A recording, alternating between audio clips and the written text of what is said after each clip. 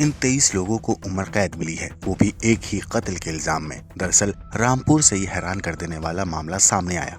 आमतौर पर हम सुनते हैं कि कई हत्यारे जेल से बच निकलते हैं, लेकिन यहाँ मामला अलग था। एक आदमी की हत्या में 23 लोगों को उम्र कैद की सजा मिली।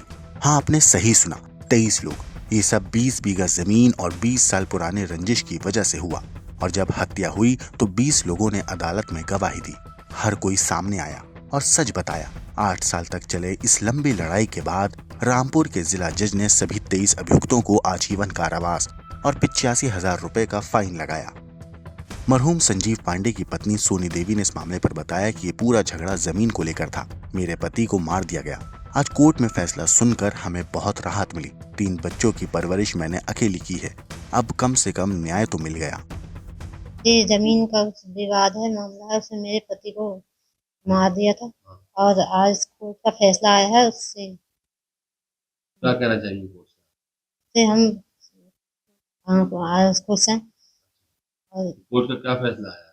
कोर्ट का ये फैसला आया है कि उन्हें उम्र कैद सजा हुई है। 23 के 23 लोगों को उम्र कैद सजा हुई है। बच्चे हैं? 3 बच्चे हैं।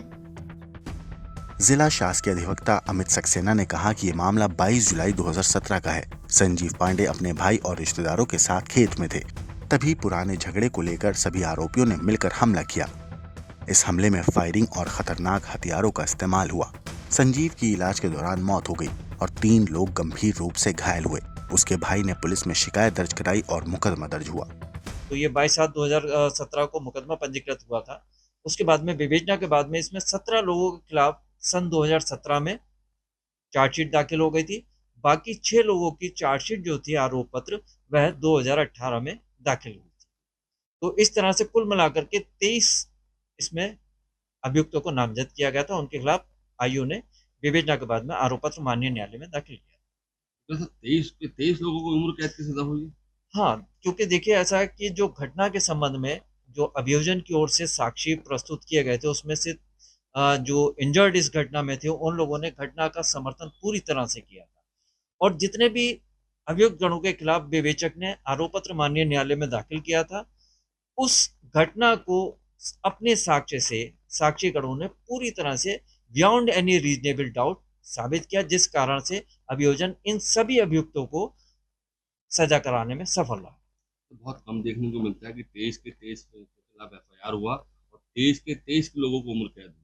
ये मामला अपने आप में अलग नहीं हो सकता है अपने आप में अलग हो, लेकिन क्योंकि यहाँ पर क्योंकि न्यायिक अधिकारी द्वारा एक पूरा बहस सुनने के बाद में, साक्ष्य का अवलोकन करने के बाद में जो विधि सम्मत निर्णय होता है वही पारित किया जाता है। तो माननीय न्यायालय द्वारा दोनों पक्षों की अभियोजन और बचाव पक्ष की पूरी बहस सुनने के बाद ये निर्णय पारित किया है। और माननीय न्यायालय द्वारा जो पत्रावली पर साक्ष्य था, उस साक्ष्य के आधार पर सभी अभियुक्तों को इसमें धारा 307, 302 में दोषी होना पाया गया है और इनको दंडित किया। अमित सक्सेना ने बताया कि जांच के बाद 23 लोगों के खिलाफ आरोप पत्र अदालत में दाखिल हुए। गवाहों और घायल लोगों ने पूरी घटना की सच्चाई अदालत में सामने रखी, जिससे कोई शक की गुंजाइश नहीं रही। इसीलिए अदालत ने सभी 23 लोगों को सजा सुनाई। वैसे ऐसा कम ही देखने को मिलता है कि सभी आरोपी उम्र कैद की सजा पाएं। इस मामले में अदालत ने सभी सबूतों और गवाहों की गवाही देखकर ये फैसला सुनाया। अलग अलग धाराओं में अलग अलग सजा दी गई। 147 में 2 साल, 148 में 3 साल, 307 में 10 साल और सबसे बड़ी सजा 302 में आजीवन कारावास और जुर्माना है। यही वजह है कि इस मामले की सबसे बड़ी खासियत यही रही कि सभी आरोपियों को सजा मिली है।